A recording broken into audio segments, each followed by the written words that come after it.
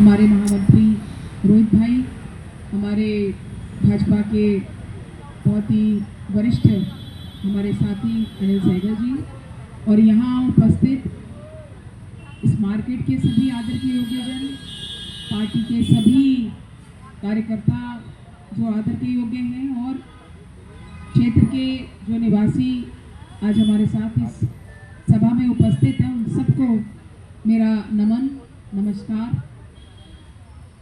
साथियों, जब चुनाव आता है तो इसी तरह से मंच सजते हैं और मंचों से हर कोई अपनी बात कहता है। जो पार्टी सत्ता में होती है, जो 5 नहीं 7 नहीं 10 साल सत्ता में रह चुकी हो,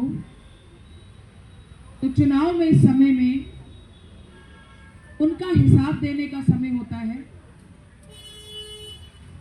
और दूसरा कोई दल अपनी बात कहता है, अपने वायदे, अपनी घोषणाएं, अपने इरादे पेश करता है। आज समय है दिल्ली की एक ऐसी पार्टी की सरकार से पूछने का कि पिछले 10 वर्षों में ऐसा कौन सा काम दिल्ली के लिए उन्होंने विशेष किया कि दिल्ली की जनता उनको चौथी बार भी वोट करे। कहते हैं फिर लाएंगे केजरीवाल, ऐसा हमने उनके होर्डिंग्स में देखा। किस लिए लाएंगे केजरीवाल? दिल्ली को गर्त में डुबोने के लिए? किस लिए लाना है केजरीवाल? शराब की एक बोतल के साथ एक बोतल फ्री लेने के लिए? किस लिए लाना है केजरीवाल? स्कूलों के कमरे बनाकर स्कूलों में प्रिंसिपल और टीचर गायब करने के लिए? क्यों लाना है केजरीवाल? एक के बाद एक मंत्री, मुख्यमंत्री, विधायक जेल भेजने के लिए क्यों लाना है केजरीवाल? यमुना जी को और मैला करने के लिए? नहीं चाहिए, नहीं चाहिए केजरीवाल। भाई हो तो ऐसा, हम आजकल देख रहे हैं, भाई हो तो ऐसा केजरीवाल जैसा। क्या कोई बहन ऐसा भाई चाहेगी जो भाई उसका घर बर्बाद कर रहा हो?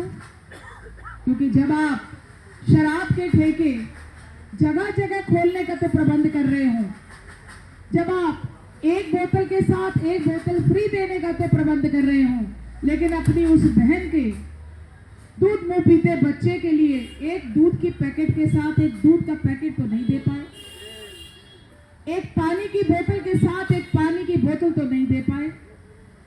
उस बहन को तो टैंकर माफिया से पानी आज भी खरीदना पड़ता है। उस बहन के घर तो राशन कार्ड भी नहीं बनता। उस बहन के नए हुए बुजुर्ग को पेंशन भी नहीं मिलती। उस बहन को कोई रोजगार का नया साधन नहीं मिला। उस बहन का बच्चा किसी नए स्कूल या नए कॉलेज में दिल्ली में एडमिशन नहीं ले पाता क्योंकि नंबर कम आते हैं। तो ऐसी कौन सी बहन होगी जो इस तरह के भाई को लाना चाहेगी, जिस भाई ने उसके घर की खुशियां छीन ली हो? हम लोग अभी इसी ग्रेटर कैलाश विधानसभा के एक कैंप में, जिसको लाल गुंबद कैंप कहते हैं, पंछी पार्क के अंदर है, उसमें हमने रात्रि निवास किया। आप सोच सकते हैं उस कैंप में 700 बहनें, महिलाएं हैं जिसका भाई बनने के लिए तैयार हो रहा है। और जानते हैं शौचालय कितनी सीटों का है? 7 सीटों का। सोचिए, 700 बच्चियां, महिलाएं, बुजुर्ग, औरत, और सिर्फ 7 सीटों का शौचालय, जिसके भी दरवाजे टूटे हुए हैं, छत गिरने को हो रही है। हर कैंप का यही हाल है। आपके लिए कि आपको चढ़ा लें वो, क्योंकि बस में फ्री होता है। 2-2 घंटे, 1-1 घंटा इंतजार करना पड़ता है, तब उसको बस मिलती है। अरे भाई, बहनों को सुविधा देनी थी ना, तो बहनों के लिए अलग बसें चलाती, जिसमें केवल बहनें चढ़ाई जाती और तुरंत उनको बस में बिठाया जाता। इतना बड़ा धोखा, इतनी बड़ी फ्रॉड, चीटिंग जिसको कहते हैं, वो अगर किसी राजनेता ने, किसी नेता ने किया है तो केजरीवाल ने किया है। अभी नई नई बात कह रहा है, जब लगा ना जमीन खिसकने लगी, जब लगा कि लोग अब परिवर्तन मांगने लगे, तो क्या लेकर के आया कि मैं स्कीम लेकर के आ रहा हूँ, 1000 रुपया अभी का फॉर्म भरो, जिता करके भेज दोगे तो 2100 रुपया हो जाएगा। और फिर अंततः ये कह दिया 2100 रुपए का फॉर्म भरो, स्कीम है। आप सब जानते हैं सरकार ने पेपर में नोटिस निकाल दिया है कि इस तरह की कोई योजना, कोई स्कीम सरकार ने नहीं बनाई। कहते हैं सम्मान योजना, महिला सम्मान योजना, महिला अपमान योजना है। क्योंकि एक बहन जिसको जरूरत है अपना घर चलाने के लिए, पैसे के लिए, वो इसीलिए आपके पास आ रही है ना, लेकिन आप उसके साथ क्या कर रहे हो? धोखा। कोई स्कीम बनाई होती, कोई बजट में पैसा रखा होता, कोई सरकार ने नोटिफिकेशन की होती, सरकारी फॉर्म भरवा रहे होते, फोटो लगा के अकाउंट लेकर के, तो हम मानते, हम भी कैंप लगा करके बैठते और बहनों को कहते सरकारी स्कीम का फायदा लो। लेकिन जो स्कीम है ही नहीं, किसी कागज में नहीं, कोई नोटिफिकेशन नहीं, जिसको सरकार के डिपार्टमेंट ने अपने पेपरों में कह दिया कि हमने ऐसी कोई स्कीम चलाई नहीं, उसको आप टेबल लगा करके बैठे हो, जैसे चंदे की पर्चियां कटती है ना, ऐसी पर्चियां बना करके आप उसको दे रहे हो बहन को, जो बेचारी 2-2 घंटे लाइन में लग करके अपनी पर्ची कटवा रही है। और क्या कह रहे हो? केजरीवाल को वोट दे दोगे तब आपको उसके बाद 2100 रुपया मिल जाएगा। क्या ये सीधे सीधे वोट खरीदने की राजनीति नहीं है? क्या ये सीधा सीधा आप नहीं कह रहे हो कि आज तुम 2100 रुपए का ये पर्ची ले जाओ, वोट दोगे तो आपको पैसा मिलेगा? ये क्या है यार? वरना हमें योजना बताई जाती कि इस योजना में इतना मत। आप जानते हैं दिल्ली में कितनी महिलाएं हैं? 66 लाख ऑन रिकॉर्ड है। 66 लाख बहनों को 2100 रुपया पर मंथ मल्टीप्लाई करके देख लीजिए कितनी जीरो पीछे आएंगी। बजट है, दिल्ली सरकार पहले ही घाटे में जा रही है। पेंशन मिलती नहीं जिनकी लगी हुई है, नए राशन कार्ड बन नहीं रही क्योंकि दिल्ली सरकार के पास पैसा नहीं है।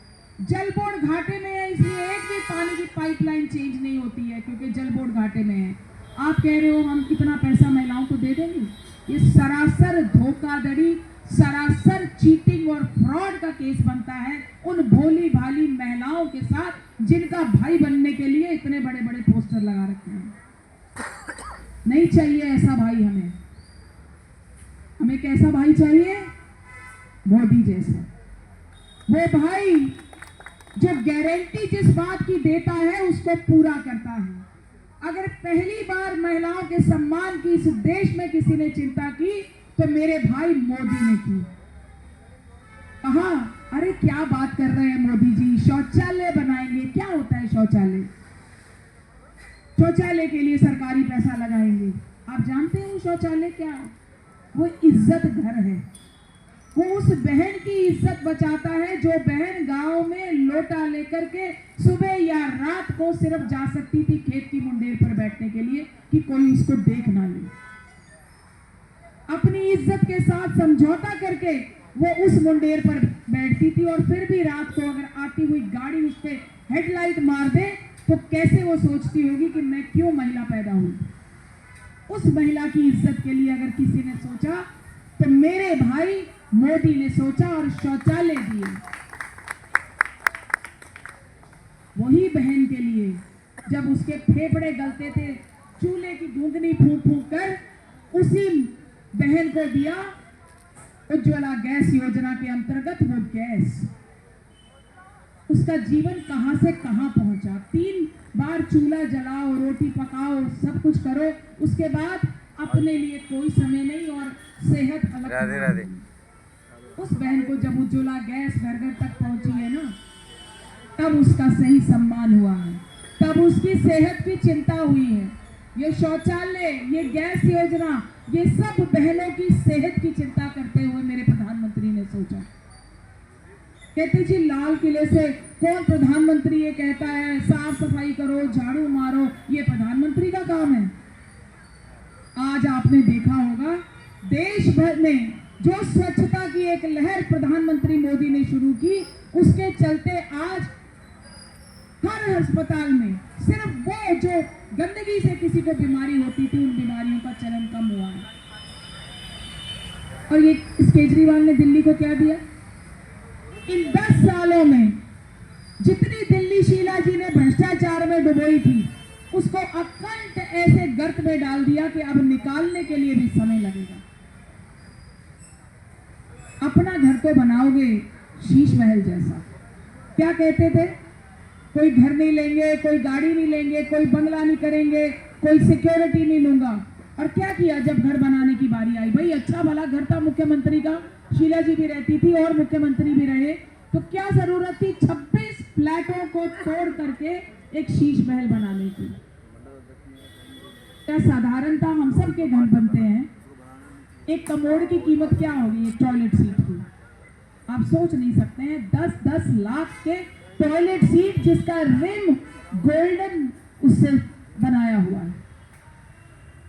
घर में स्विमिंग पूल, घर में उच्च दर्जे का जिम, हर कमरे के साथ पूल, जाने क्या क्या। 60-60 लाख के पर्दे।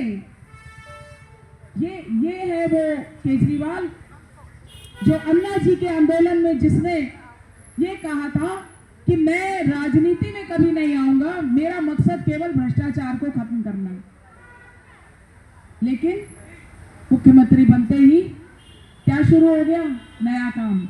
अब दिल्ली के तो बन गए, अब जाएंगे गोवा बनाएंगे, अब पंजाब बनाएंगे, अब आगे आगे और बढ़ेंगे, क्योंकि मुझे तो प्रधानमंत्री बनना है।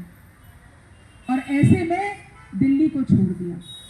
कौन सा ऐसा मुख्यमंत्री होता है जिसके पास उसके राज्य का एक भी डिपार्टमेंट नहीं हो?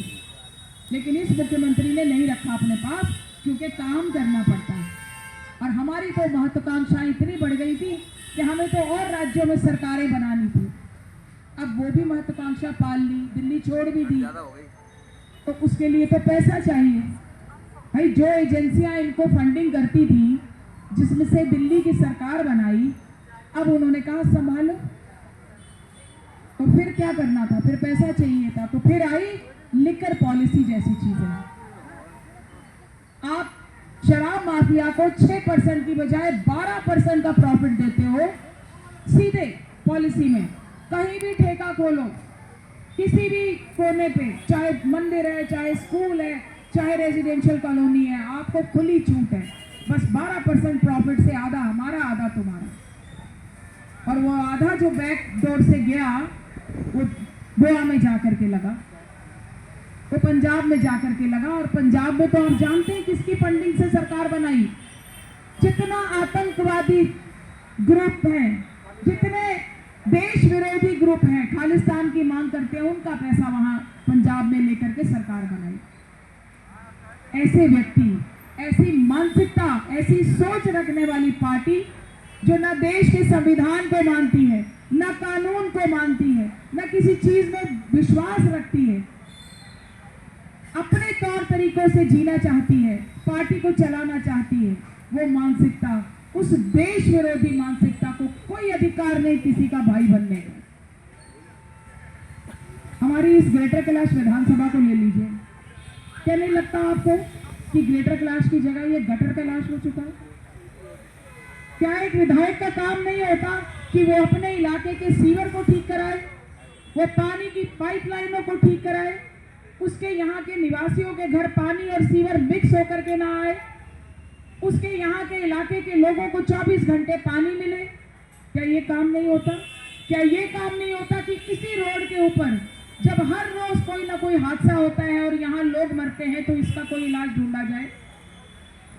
क्या ये काम नहीं उसका कि अगर सावित्री का पुल एक तरफ का है तो उसको 2 तरफा किया जाए ताकि GK2 की एंट्री ठीक हो? क्या उसका काम ये नहीं है कि यहाँ के सीनियर सिटीजन्स के बारे में कुछ सोचा जाता और उनके लिए कोई जगह नियुक्त की जाती? क्या उसका काम ये है? कि वो बूम बैरियर दे दे, वो डस्टबिन दे दे, वो कैमरे वैसे दे दे जो कोई चलते ही नहीं कभी। जानते हैं ये बूम बैरियर डस्टबिन जो RWS लेती हैं, ये किस पैसे से आ रहे हैं आपके पास? ये फ्लड एंड इरिगेशन के पैसे से आते हैं। वो फ्लड इरिगेशन का पैसा जो नालों पे लगना चाहिए, जो ड्रेनेज सिस्टम ठीक होने के लिए लगना चाहिए, उससे अपनी फोटो के साथ बूम बैरियर लगवाता है, उससे अपनी फोटो के साथ बेंचेस और उसमें नेम प्लेट्स लगाते हैं, क्योंकि विधायक के फंड से बूम बैरियर और ये सब नहीं आ सकते। विधायक के फंड से सीवर ठीक होने चाहिए, PWD की सड़कें ठीक होनी चाहिए। कभी किसी ने PWD की सड़क पर हॉर्टिकल्चर डिपार्टमेंट को एक भी पेड़ की छटाई करते हुए देखा है? चाहे वो सड़क पे नीचे झुके रहे, चाहे उनकी बुरी हालत होती रहे, हमने कभी नहीं देखा कि PWD की रोड पे कोई डिपार्टमेंट ये काम कर रहा है। आज दुखी हो रहे होंगे इस इलाके के लोग भी चित्तरंजन पार्क के, जब यहां से भारतीय जनता पार्टी का पार्षद नहीं रहा। मैं दावे के साथ कह सकती हूं, किसी भी क्षेत्र में, मैं भी GK एन्क्लेव 2 में रहती हूं, क्या हालत हो गई है। कोई छटाई नहीं, कोई सफाई नहीं, ढलाव भरे रहेंगे, कूड़े घरों पे मिलेंगे, कोई लाइटों का प्रबंध नहीं। साथियों, अभी पोस्टर लगाए हैं उन्होंने, हम सब का काम करते हैं, सबकी बात सुनते हैं, इसलिए सब हमसे प्यार करते हैं। अच्छी बात है कि किसी चुने हुए व्यक्ति से कोई प्यार करे, बड़ा अच्छी बात है, लेकिन चुने हुए व्यक्ति से काम लेना हमारी सबसे पहली जिम्मेदारी है। अच्छा कोई भी हो सकता है, पैरों को हाथ लगा सकता है, छू सकता है, आपसे आशीर्वाद ले सकता है, वो एक तरफ है, वो किसी का व्यक्तित्व है, लेकिन चुना हुआ व्यक्ति इलाके के लिए जो जिम्मेदारी उसको मिली है वो कर रहा है कि नहीं कर रहा, ये पूछना हमारा पहला काम है। व्यक्ति सभी अच्छे होते हैं जो राजनीति में आते हैं, जो नहीं अच्छे होते फिर वो जेल जाते हैं, वो गए, उनको जाना था, लेकिन सिर्फ अच्छा होना काफी नहीं होता है। हमें काम चाहिए, हमें अब बातें नहीं चाहिए, हमें बदलाव चाहिए। हो गई है पीर पर्वत से पिघलनी चाहिए, फिर कोई गंगा हिमालय से निकलनी चाहिए। मेरे सीने में भी और आपके सीने में भी एक आग जलनी चाहिए। अब नहीं सहेंगे, हालात बदलने चाहिए। भारत माता की जय। बहुत बहुत धन्यवाद। जी, आपका बहुत बहुत धन्यवाद। आप सभी का इस नुक्कड़ सभा में आने के लिए बहुत बहुत धन्यवाद। अब मैं निवेदन करूंगा संजय भाई से, दीपक सबको स्नैक्स उसके लिए। चलो, आज ये भी काम होना था।